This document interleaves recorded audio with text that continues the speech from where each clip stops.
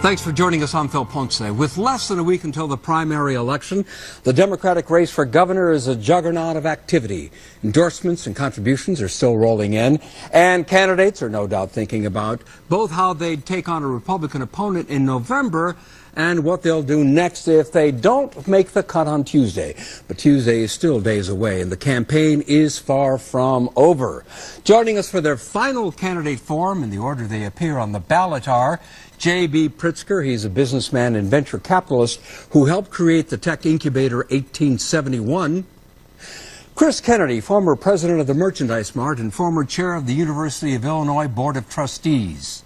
And Daniel Biss, state senator from Evanston and former University of Chicago professor. We're joined this evening by members of the City Club of Chicago and their guests. Our thanks to the City Club for helping to underwrite this forum, and welcome to our viewers on Facebook and on TV and radio stations across Illinois. And you can join the conversation tonight via Twitter using the hashtag ChicagoTonight at WTTW. Our Amanda Vinicky and Paris Schutz will be live tweeting during tonight's program. You can also share your comments on the Chicago Tonight Facebook live stream. Now please join me in welcoming JB Pritzker, Chris Kennedy, and Daniel Biss.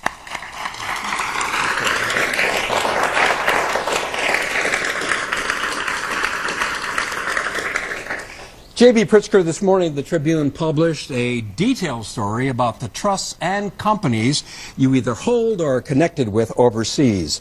Is the main benefit of holding money overseas to lower your U.S. tax bill? Well, remember, there's nothing new in that story in the Chicago Tribune. I've said all along that there were trusts created generations ago. I don't receive any distributions from those trusts, and all of the distributions go to charity. And on my statement of economic interest, all of the assets that are owned by the trusts and by me individually, as well as our charitable foundation, are listed. That's how the Chicago Tribune was able to report on it.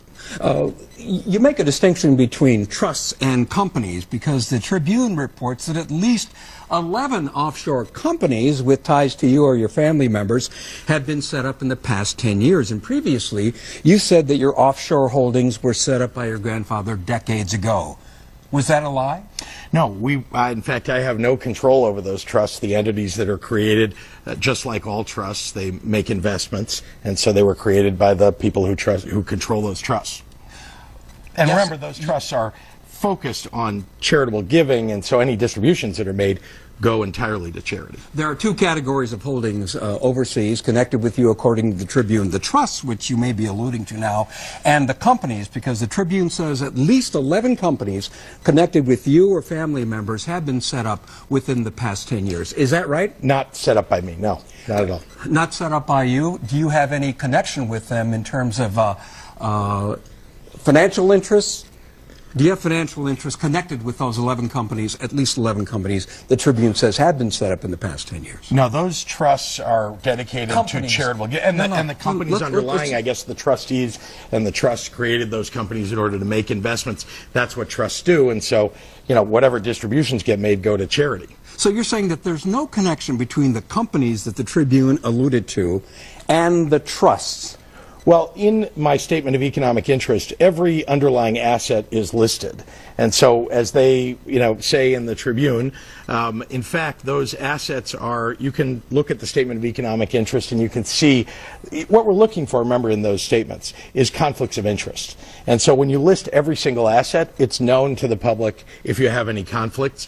And I would make sure that there will be no conflicts when I become governor. Daniel Biss, you're shaking your head. How come?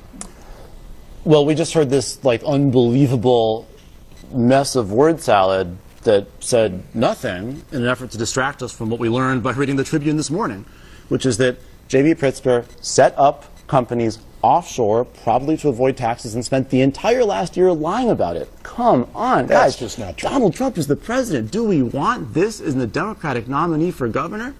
11 months ago today, I released my tax returns. I asked these two guys to do the same. They said they would. They were lying.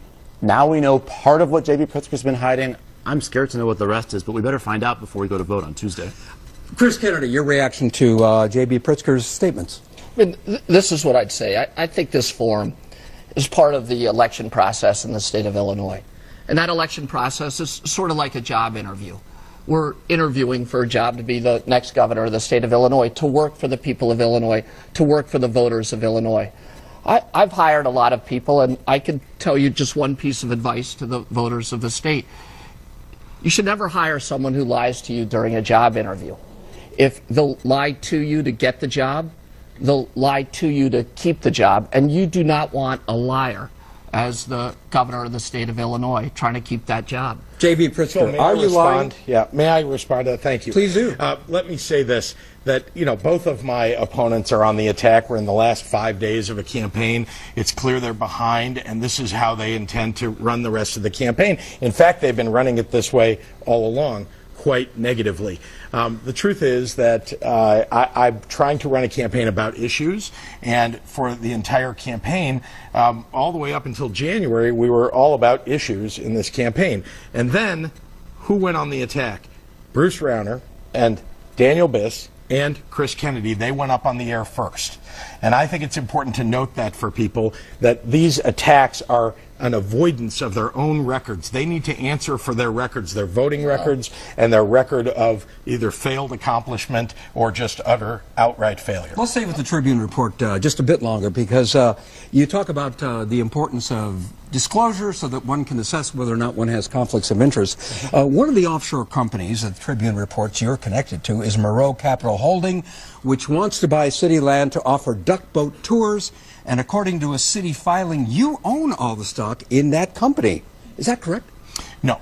The entity, by the way, that's looking to do business in the city of Chicago is, in fact, listed on that statement of economic interest. It's what called is that entity? Is it Moreau or another shell company? No, it's called Entertainment Cruises. There are no shell companies here.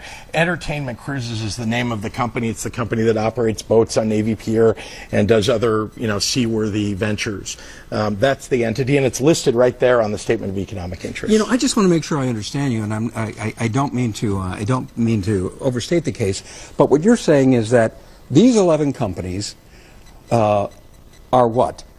Not a recent creation, that is to say in the past 10 years, that they're connected with the trust, and therefore they're part of something that was already established, and therefore what you said about all your holdings having been established years ago, that's what makes it truthful?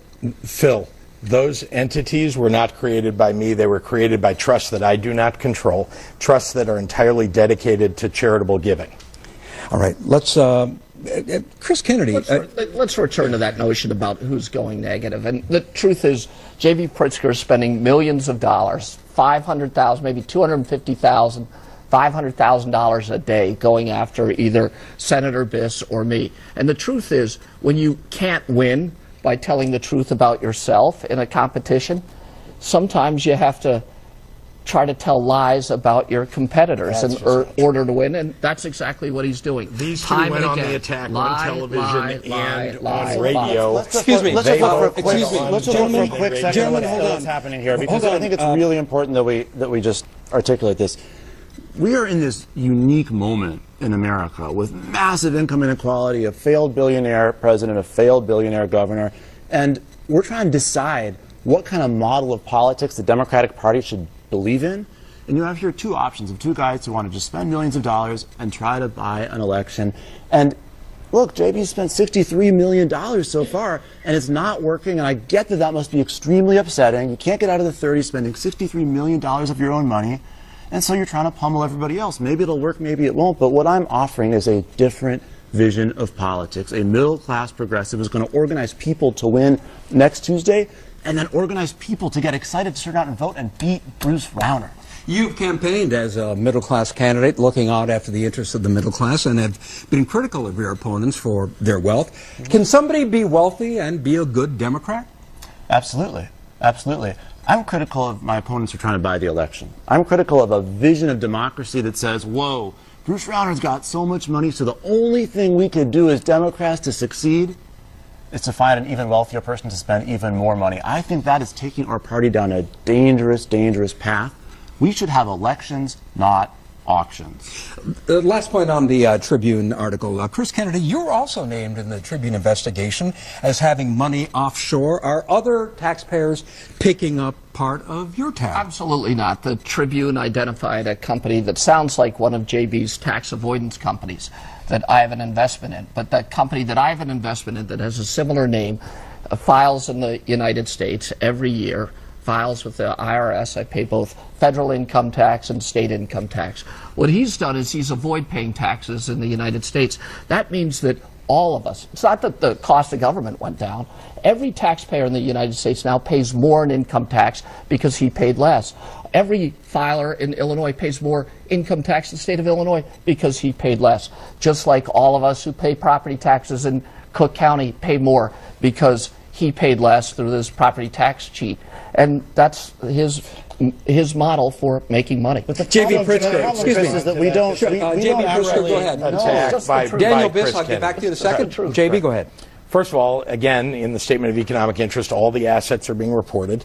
And I put out the information over the last 3 years that the federal and state taxes paid by trust for my benefit and personally $150 million. So there's no tax avoidance here. All of the assets that are going to charity are going to charity. All the assets that are not charitable are paying and they're paying right here in the state of Illinois the highest rate that you can pay, corporate income tax. So the only tax avoidance involved, then, what you're saying is has to do with charitable trust, in which all the proceeds are going to charity. You're calling that tax avoidance. I mean, charity is charity. And yet, even a charitable foundation.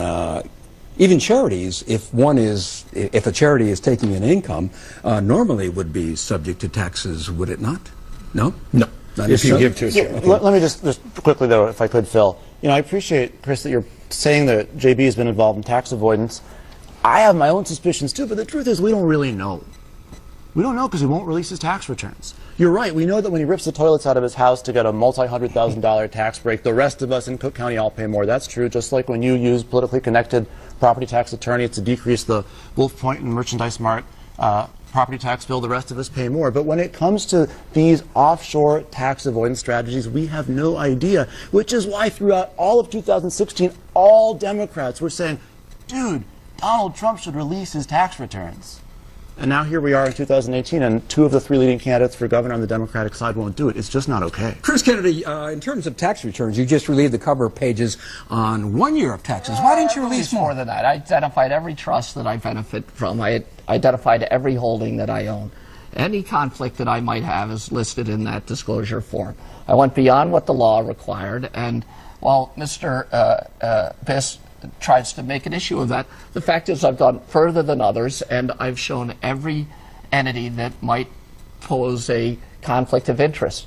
And I think that's a good model for what people should do in the state.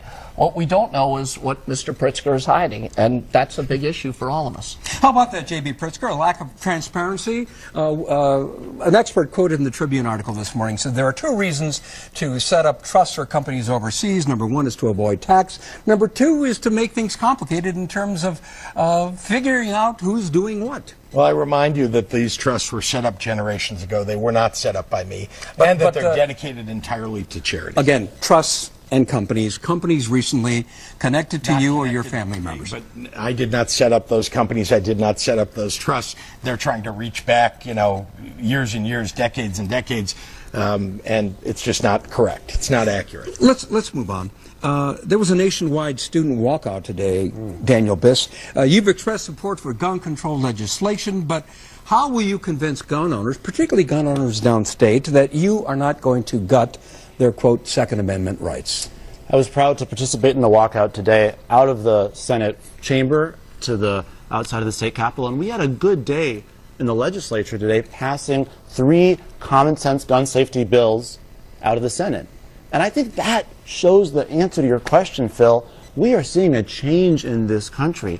The NRA, which is primarily listening not to gun owners, but to gun manufacturers who fund them, is starting to lose its grip because of organizers on the other side. And we're starting to build a coalition of people who have traditionally supported gun safety legislation together with many gun owners to move forward. A lot of gun owners downstate, maybe more so than in other places, just by virtue of the difference in demographics and societal interests and so forth, would say, you know what, the attempt to tighten the standards on gun dealers and so forth, waiting periods and so forth, it all is a slippery slope to diminishing my Second Amendment rights. What do you say to that person?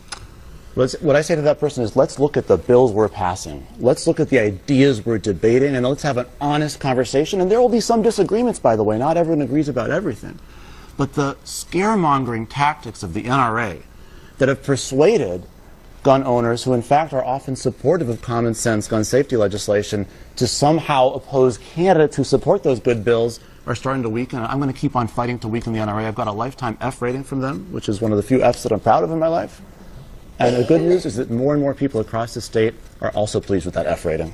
Gentlemen, at this point, I'd like for you to raise your hand if you agree with the following statement. In other words, raising your hands means yes. Raise your hand. Would you sell the Thompson Center?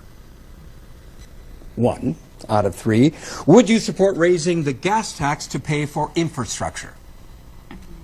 None out of 3. Would you support a Chicago casino? Raise your hands if yes. 1.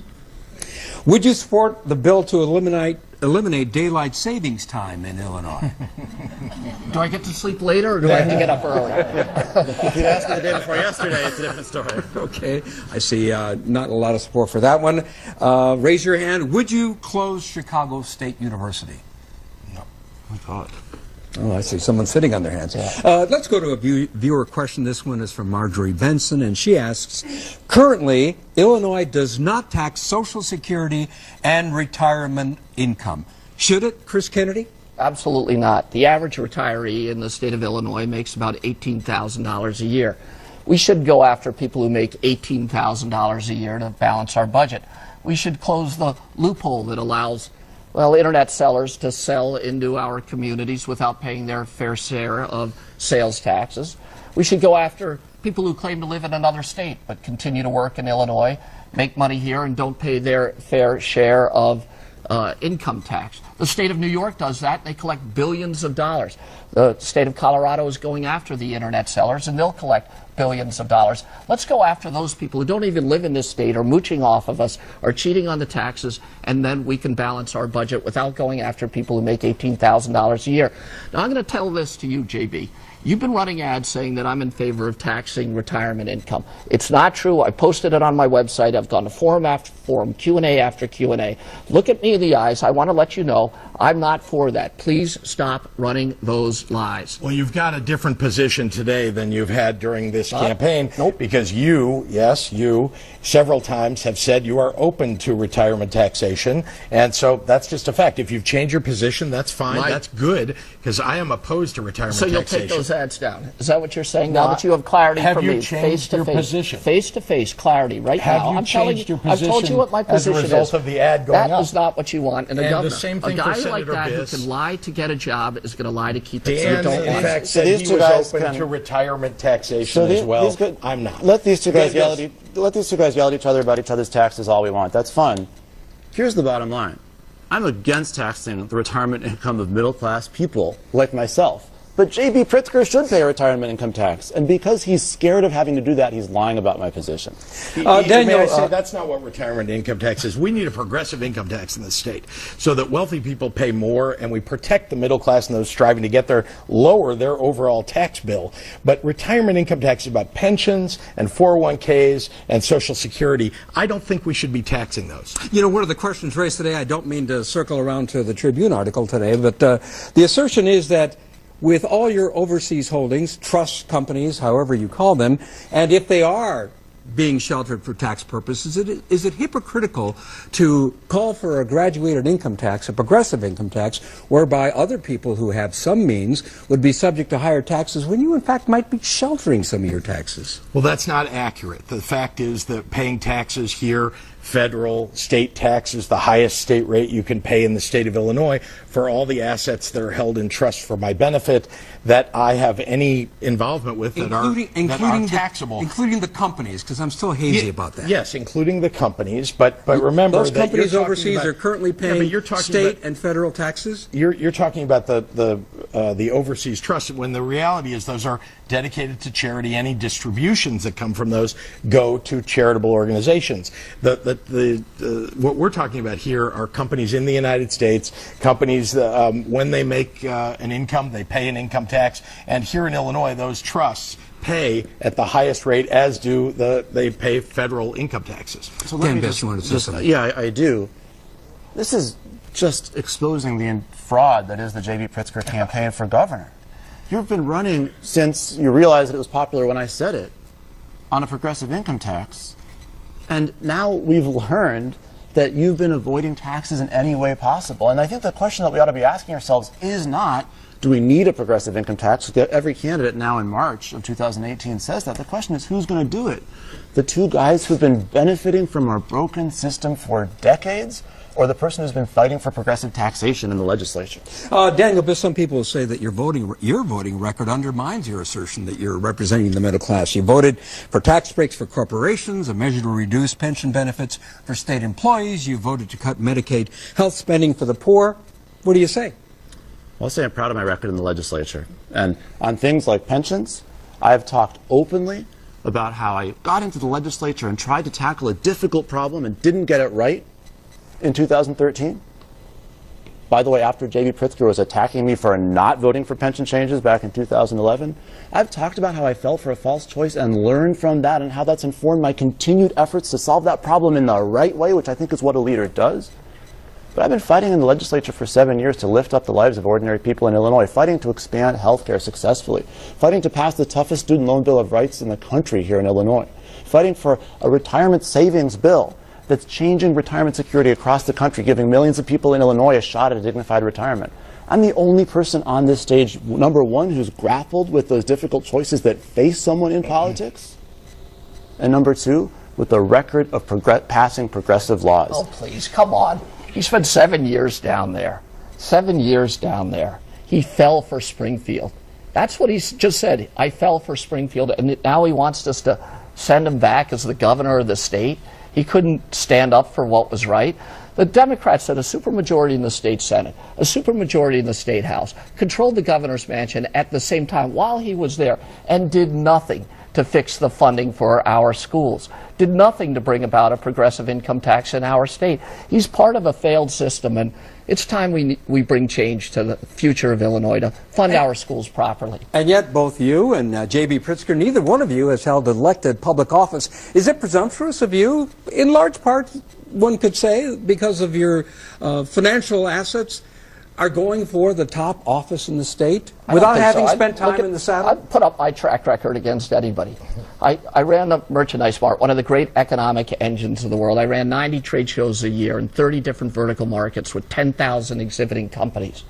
I was elected chairman of the Convention Bureau. I was elected chairman by my colleagues of the Chicago Convention and Tourism Bureau. I was 27, 28 years old, and it emerged as the largest food bank in the United States. I was chairman of the University of Illinois with a $5.5 billion a year budget, the closest thing to running a large government. And I think that puts me in great qualifications for the state's top job. JB Pritzker, never held elected public office before. Presumptuous of you to go for the big brass ring. Well, first of all, I've done big things all across the state of Illinois for working families.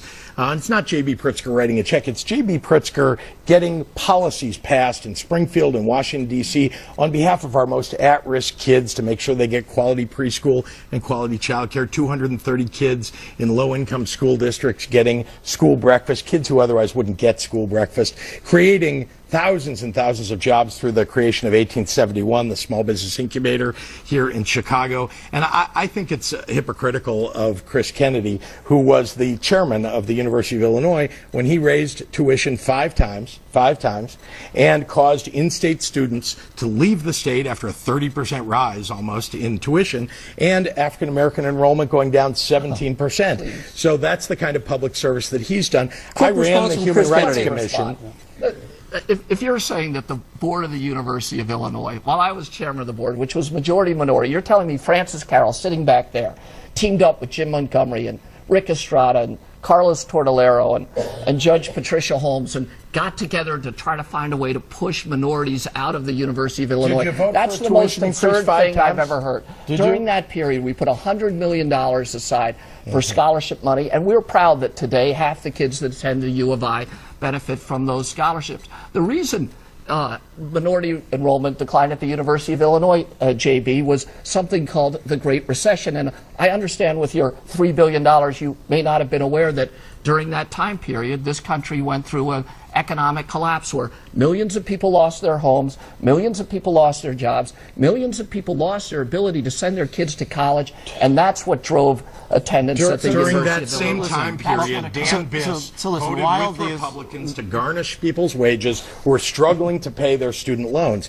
Why did you engage in that activity during the Great Recession? Dan Biss. Well, thank you for asking, Phil. There is not someone Actually, he in asked. Springfield. Well, you at least named it, which is pleasant. There's no one in Springfield who's done more for student loan borrowers. I passed the toughest student loan bill of rights of any state in the country, and yes, I voted for legislation that gave the state Student Assistance Commission the same power that federal student loan lenders have, so they would stop being forced to sue students and harm their credit rating. But listen, while these two guys fight about which one was richer and which one was benefiting more while they weren't doing anything in state government, let's talk about what's happening here. We have Bruce Rauner. He's failed. We have Donald Trump. He's failed. We've tried this. I'm a successful businessman. Trust me. Watch the stuff I did unrelated to government. It hasn't worked. And so now they're going to pick apart my record bill by bill when I'm the one who's passed almost 90 laws, progressive priorities, lifting people up, creating retirement security, expanding access to health care. They haven't done it. The government They of the don't state know of how to Illinois do to it. brutally go after the retirement incomes for people in this state. There's nothing worse that a Democrat can do than what you did.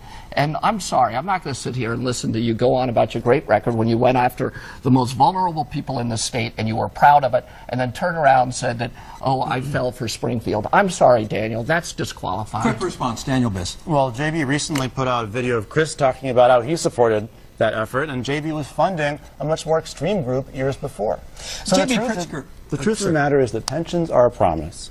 And I have been in the legislature trying to find ways to fund our pensions, and I'm the candidate on this stage who is actually fighting for the revenue solutions that will enable us to fund pensions. JB Pritzker, you've put $63 million of your own money into this campaign effort.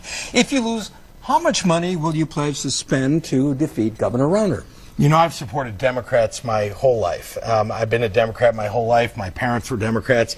And I'm very proud to say that whoever it is that wins, and I think it'll be me, but whoever it is that wins, I'll support in this election campaign. It's so important that we defeat Bruce Rauner. He has been a miserable failure for working families.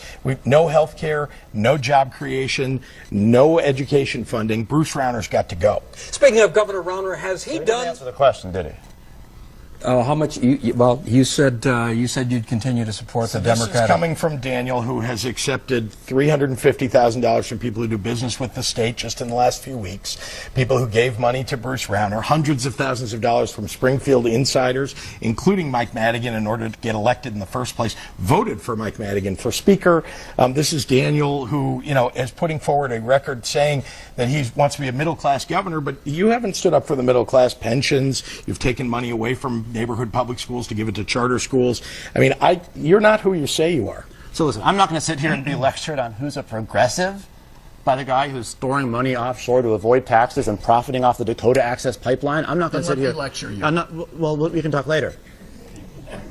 We can talk later. But it is just genuinely amazing to me when JB Pritzker tries to lecture me about my campaign funding. Are you kidding me? JB Pritzker has given $63 million to his campaign fund in an effort to buy this election, in an effort to make Mike Madigan happy because Mike Madigan wants his money that badly. And he can't pull away in the polls because the people of Illinois understand that we shouldn't emulate Trump and Rauner. We shouldn't have an auction. We should have an election. And I'm incredibly proud of the fact that I'm here at all. I mean, let's be honest, Phil. When I announced my campaign almost a year ago, people didn't think I'd be on the stage with these two guys. But we are.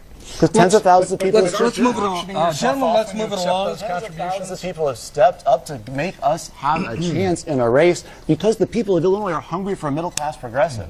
Let's give them what they deserve. Let's move along. Chris Kennedy, the new school funding program formula requires an additional $350 million a year from the state. Where would you get that money? It's about 5% of what we're doing, and it's not nearly enough if we want to fully fund our schools, and there's nothing more important. When I graduated from high school, this is back in the 80s, in the last century, my friends and I, we moved to where the jobs were. That's not the way the American economy works anymore. Now the jobs move to where the highly educated young people are. If we give the world highly educated young people, the world will give us its jobs. Money, investments, capital follows talent. Unfortunately, in Illinois, about 75% of the kids who graduate high school need remedial education before going to community college or university, so we're failing in job number one. How do we fund those schools? I think we have to go after the internet sellers who are, I think, stealing from us in the state of Illinois. I think there's billions of dollars there. I think we have to go after people who claim to live in other states and take income here and don't pay their fair share. I think we have to go after the property tax system in our state and abandon it. And the role of the state government should be to file undervaluation complaints against the largest buildings and the most egregious examples of where people like Joe Barrios have sided with the people who've given him campaign donations and against the people of our state. If we do those things, we're not going to put our economy at risk. We're not going to overburden our taxpayers. We're actually going after people who live elsewhere. Let's go to a viewer question, and this one has to do with the budget. Fixing the budget. In Illinois will take courage and involve both necessary cuts to important programs and additional revenue. What unpopular but necessary specific steps are you willing to take on both the cut and the revenue side that your other Democratic opponents are not? JB Pritzker. Well, as I've said earlier, I'm in favor of a progressive income tax. I'm also in favor of us legalizing marijuana and taxing it. And I believe that'll bring in $350 million to $700 million of revenue to the state. And in addition to that, let's talk about the budget, because there are really three aspects of a budget. Many people just talk about two: expenditures and revenues. A third aspect of it is growth. We've got to have job growth in the state in order to increase revenues without having to raise taxes. But under Bruce Rauner... We can say, how about in terms of cuts? What cuts would you make? Well, let's remind ourselves that the Republican governor that we've got today is the biggest deficit spender in the history of the state of Illinois. And the result of that was that last year we paid almost $1 billion in that 12% backlog interest rate that he caused, and fees. That's $1 billion. Imagine what you could do with $1 billion in the education system, and we ought to bring that in. Imagine what you could do in our healthcare system, and we ought to bring that in. I happen to think we need universal healthcare. But all of these things take real shoulder to the wheel. You need revenue, expenditures, and growth to make a budget work in the state of Illinois. No cuts? Well, here's how I would do it. I've spent more than 20 years in the early childhood development arena. I have focused on trying to raise up, particularly our at-risk kids, the 25% of kids in the United States and in the state of Illinois that are not ready for kindergarten. When we help them prepare, when we make sure we've got universal preschool, which I favor, and quality child care, it will save money in our education system significantly. Same thing, by the way, with prevention in the healthcare system. You go after type 2 diabetes, you can save hundreds of millions of dollars. Daniel Biss, unpopular but necessary steps regarding revenue or cuts? Well, I think we need a tax system designed for a modern economy. That's why, unlike these two guys, I support taxing financial transactions and closing the so-called carried interest or Bruce Rauner tax loophole. That's something I actually passed a bill out of the Senate to do. Why do I say that? Because our economy has transformed in the last several decades. More and more of our economy is in the financial sector, but these two guys don't want to tax that part of the economy, which means they're going to either not have a budget that works, or else they're going to have a tax system that overburdens working families. Chris Kennedy, you were shaking your head no. How come? Because it's just the worst form of political pandering. To say that no one has to make any sacrifice. We're going to fully fund every program of government. Nobody has to worry about a thing because we're going to tax financial transactions. I mean, it gives everybody false hope. It's the worst thing a Democrat can do. We ought to tell the truth. We ought to bring people into the complexities, the subtleties, the nuances of government policy and not offer them a solution that can't be had. Daniel, just let me explain what he's suggesting. He's suggesting that we go to the exchanges where transactions are occurring between people, let's say, buying corn or soybeans, and tax every one of those transactions. Those transactions occur between a buyer and a seller. There's a matching engine, a computer that matches when you say I bought 10,000 bushels at $1.86, and I say I sold 10,000 bushels at $1.86. That matching engine is in Chicago, but there are duplicates all around the United States.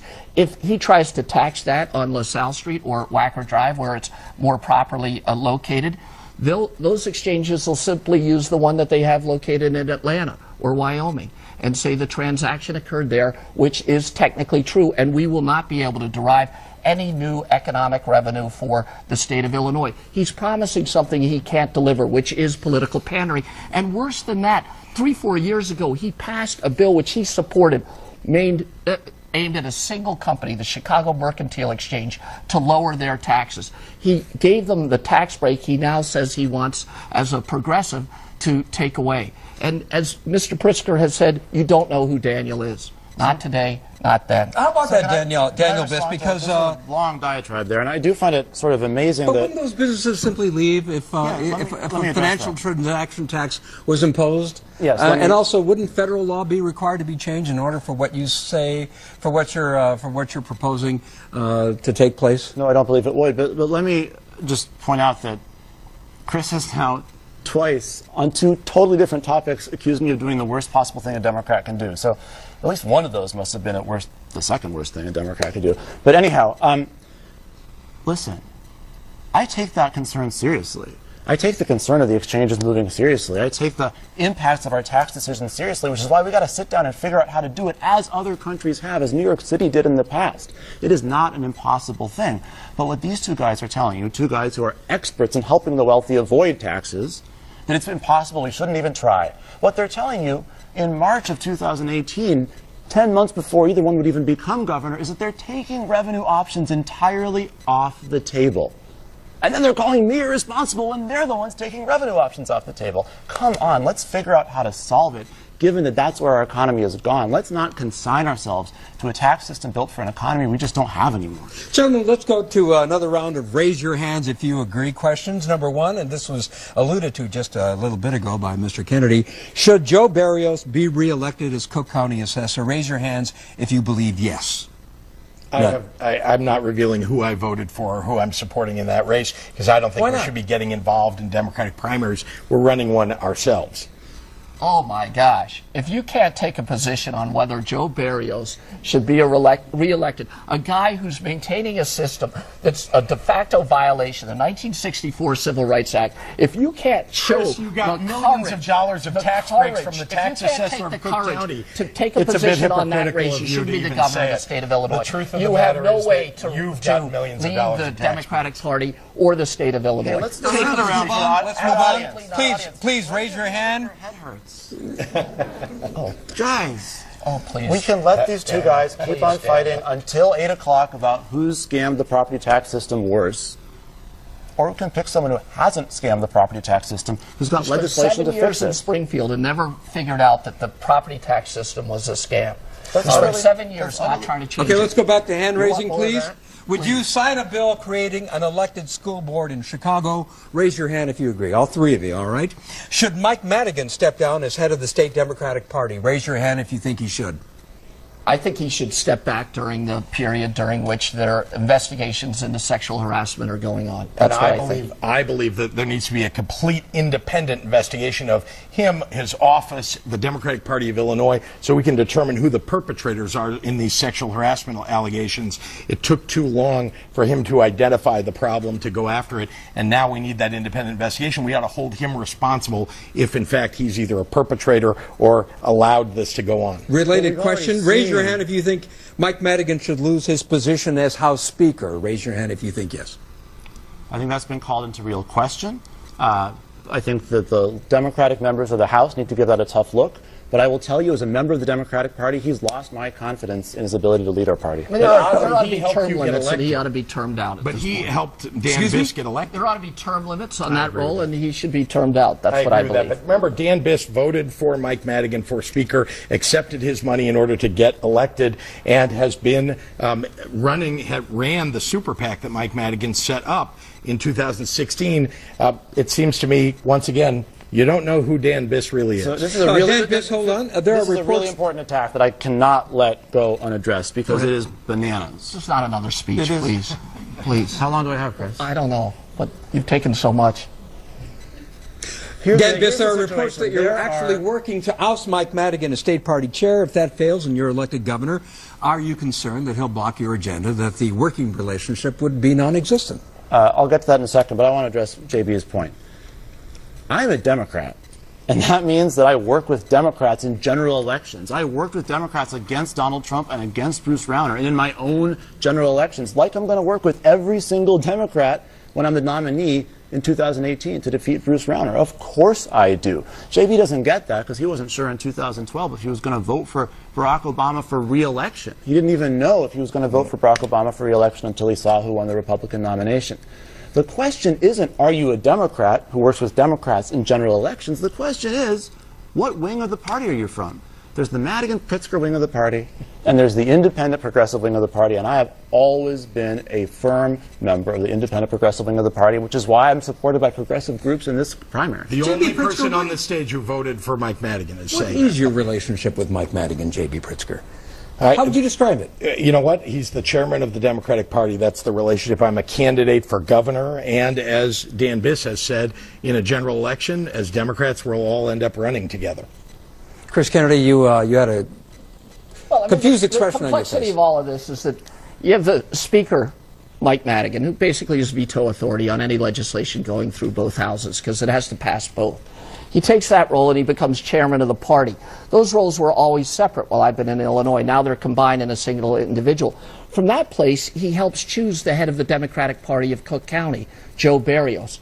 Joe Berrios, as head of the Cook County Democratic Party, slates himself as the Cook County assessor and becomes the assessor. Now Mike Madigan appeals taxes for property owners to Joe Berrios, who he put in that job. And that office that he has for the Democratic Party is the very office that JB Pritzker used to make telephone calls at Joe Berrios' desk, at Joe Berrios' chair, using Joe Berrios' phone. Okay, quick response, JB Pritzker, and then we have to move on. Yeah, that's just not true. I mean, first of all, we have serious flaws in the tax system, in the property tax assessment system in Cook County. That's true. And we need to make sure that we make it more transparent for people, that we have the most up-to-date formulas so that people don't have to go appeal their taxes every single year. That's what we need to go after. And we need to make sure there are no conflicts of interest by people who serve in the legislature. That's something we have to go after, too. And the question is, what kind of party do we want to have, right? Chris began this campaign by going to try to be the candidate of the Madigan wing of the party. They said no because they wanted Pritzker. So then he came to progressives and wanted to be our candidate. We said no because I'm the progressive candidate. And now he's trying to create a Rauner wing of the Democratic Party. And yet you presented your own credentials to the Cook County Democratic Party. The truth is that JB Pritzker is Mike Madigan's candidate, and if elected, he would be Mike Madigan's first handpicked governor. Gentlemen, we know who he is. Gentlemen, given how much money that is going into this race on the part of all of you, should these elections be publicly funded? Chris Kennedy? I believe they should. I believe that would give us a much more fair and inclusive system in the government. I don't think money is necessarily the root of all evil in politics. It can lift up issues. It can educate the voters. It can bring to the attention of people in our state complicated and nuanced issues that everybody should be aware of in a multicultural democracy. But when you use money not to lift up issues, to shine light on them, but to blot out any other campaign, when you use money to control the airwaves and to take away the notion of a conflict of ideas and ideals, well, then I think money has a corrosive role in politics, and I think that's what we're seeing from the Pritzker campaign. A corrosive influence in politics, JB Pritzker?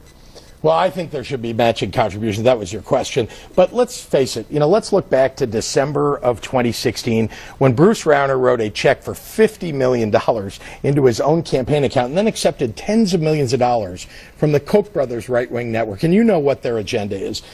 destroy labor unions, lower wages in the state, lower workplace safety in the state. I think that's wrong. Now, just like Senator Paul Simon once said about campaign finance reform, we need campaign finance reform, but we can't unilaterally disarm in the process of it. When I'm elected, we're actually going to get campaign finance reform. We need to make sure we have a matching system for small contributions in campaigns. Let's go to a viewer question. Let's go answer that one? you know what? We need to move it on. We want to get some viewer I involvement. just want to point out that that small donor matching bill, campaign finance reform, that's my bill. That's what I've been fighting for, and that's what we need so we don't have this auction instead of an election. And our viewer question comes from Dave Barkmeyer, and he asks, what are your plans for increasing renewable energy production for residential and commercial users? Dan Biss, I'll begin with you. Well, I'm proud to be endorsed by the Sierra Club in this election. I've been fighting for expansion of renewable energy, expansion of solar, expansion of wind. Illinois should be a national and global leader on this issue, and we have the opportunity to do it. I'm going to fight to make that happen. By contrast, these two guys have investments in dirty energy. The Dakota Access Pipeline in JB's case, and oil companies in Chris's case. If we want someone as governor who's going to expand renewable energy, we need someone who's been fighting for it. Not someone who's been profiting from dirty energy. Chris Kennedy, you have investments in dirty energy? No, he says that. I had them at one moment and one time. I divested myself of all of the interests in those publicly traded companies that were disclosed on my financial disclosure forms. The great way to bring about renewable energy in the state of Illinois is to do what we did at the Merchandise Mart. The Mart became the world's largest LEED certified building. The building next door, the Chicago Apparel Mart, became the second largest building in Illinois to be LEED certified. The hotel above it, the first hotel in Illinois and the largest hotel in the United States to be LEED certified. There are things that the government can do to drive down greenhouse gases. Almost all energy is used in the built environment. The government is almost always the largest user, owner-occupier of the built environment in their jurisdiction. The state of Illinois doesn't even have an accurate inventory of the buildings it owns or occupies.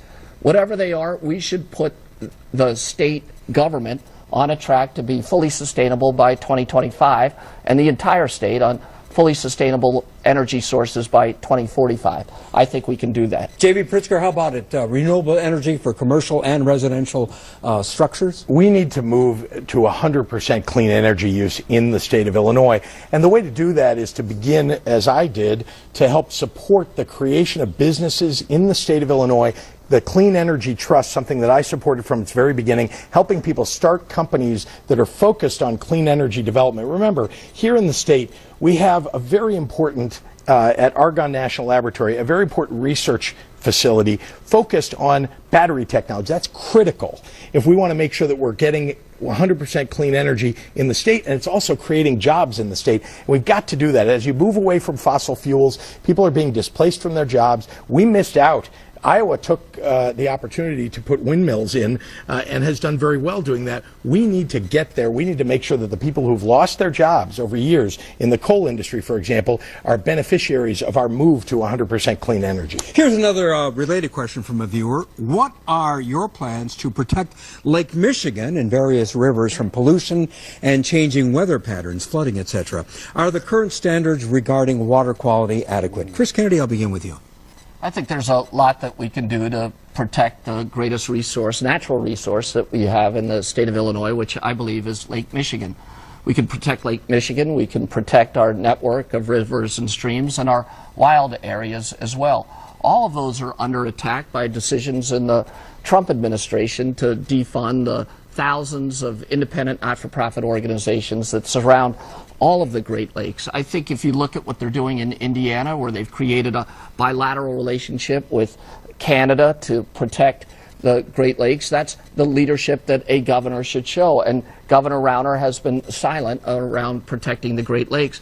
As the Asian carp makes its way up the Illinois River, he's done nothing to prevent that and show leadership on an issue that is super apparent to everybody who's paying attention. Daniel Biss, protecting Lake Michigan? Oh, it's so crucial. And again, I'm proud of the Sierra Club endorsement because of the confidence they have that I'm the right governor to do just that. It's true that Governor Rauner has canceled infrastructure projects that would have helped stop the flow of Asian carp toward Lake Michigan. We have to make sure those projects happen. We also have to make sure that we move state investments away from dirty energy industry so that pipelines aren't built in the state of Illinois to continue to pollute our waterways. We have to regulate agriculture properly so that we have sustainable agriculture that does not pollute our waterways. And finally, we need to invest in infrastructure, in water infrastructure, because right now there are far too many places in Illinois where we are poisoning our own children. JB Pritzker, how about it? Protecting the lakes are a vital natural resource. I mean, fresh water, we've got to make sure we preserve it. There are two very important things that we can do. One is we've got to have an EPA in Illinois that's actually protecting our waterways. We don't have that under Bruce Rauner. And the second thing is, remember that the governor of the state of Illinois, although they're in charge of the state, the governor of the state of Illinois has a great deal of power in the federal government with our federal legislators. But you know, under Bruce Rauner, over the last 3 years, Senator Durbin, who's endorsed my campaign, has said publicly that over the last 3 years, he's received calls from Bruce Rauner only 3 times. 3 times in 3 years. We need a governor who's actually going to stand up and protect our state. That Great Lakes Basin Initiative that Donald Trump tried to defund, we needed a governor who would actually stand up and do something about it, but instead he's an utter and complete failure. The three of you have taken a lot of shots at Governor Rauner tonight. Has the governor done anything right? Has the governor done anything well from your perspectives? Dan Biss. Well, I think that he has set some good goals and gone about achieving them the exact wrong way. For example, he set a good goal on criminal justice reform, decreasing our prison population by 25%. Then he had a task force come up with really good, strong recommendations, and he helped implement the politically easy ones and walked away from the politically difficult ones. JB Pritzker, has the governor done anything well in your book? Well, he signed HB 40, which is the abortion rights bill that I supported significantly. He had to be pressured into it, however. It took all. I have the endorsement of Personal PAC, the state's pro-choice PAC, and we work together in the pro-choice community. I've been doing this for decades now. We work together to pressure the governor to finally sign that legislation reluctantly.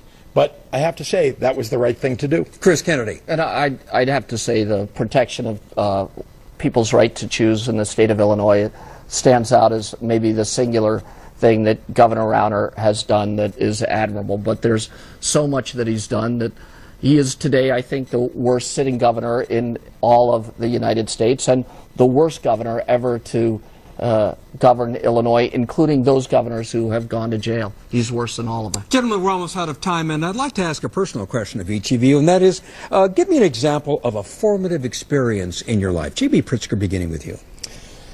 Well, gosh, as a young person, unfortunately, my mother was an alcoholic and passed away when I was 17. My father passed away when I was 7, and the experience of living through that with my brother and sister, fighting through that, dealing with the challenges, and also recognizing what a hero my mother really was, fighting that struggle.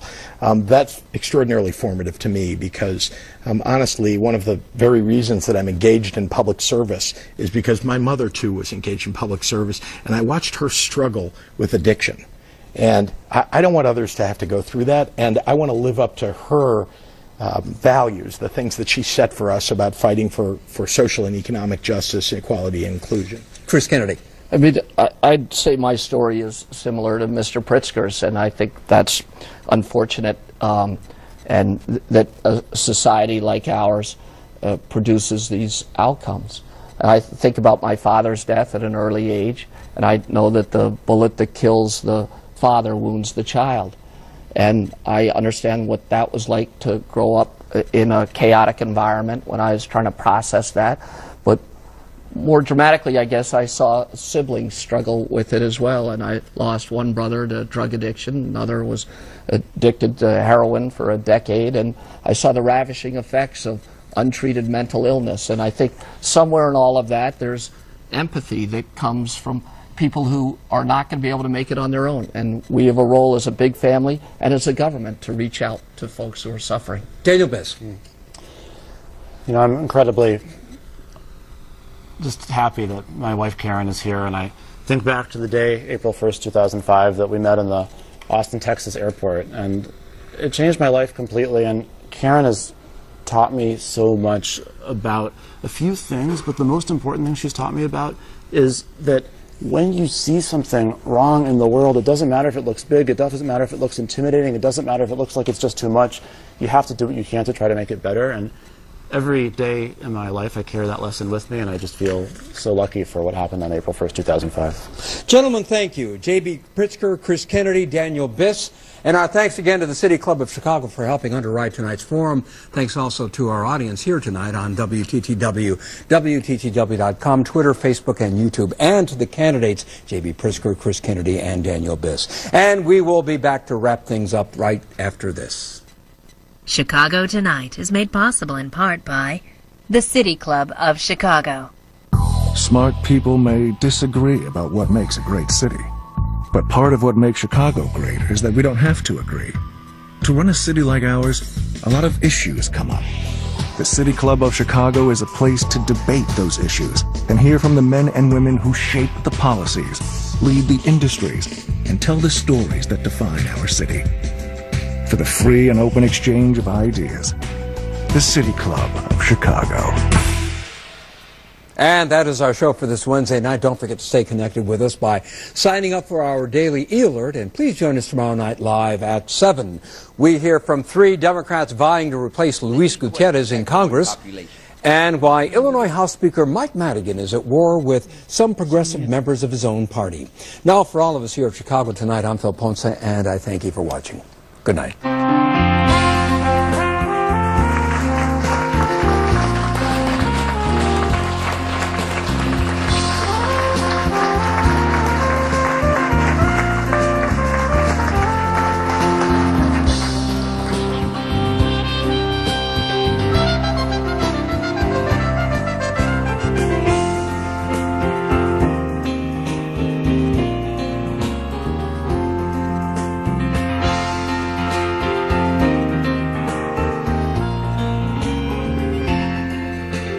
Closed captioning for this program is made possible by Robert A. Clifford and Clifford Law Offices, proud sponsors of the Chicago Bar Foundation's Investing in Justice campaign that supports pro bono and legal aid organizations for the needy throughout the Chicago area. Chicago Tonight is made possible in part by the Reva and David Logan Foundation. Watch Chicago Tonight online at WTTW.com/Chicago Tonight or on demand.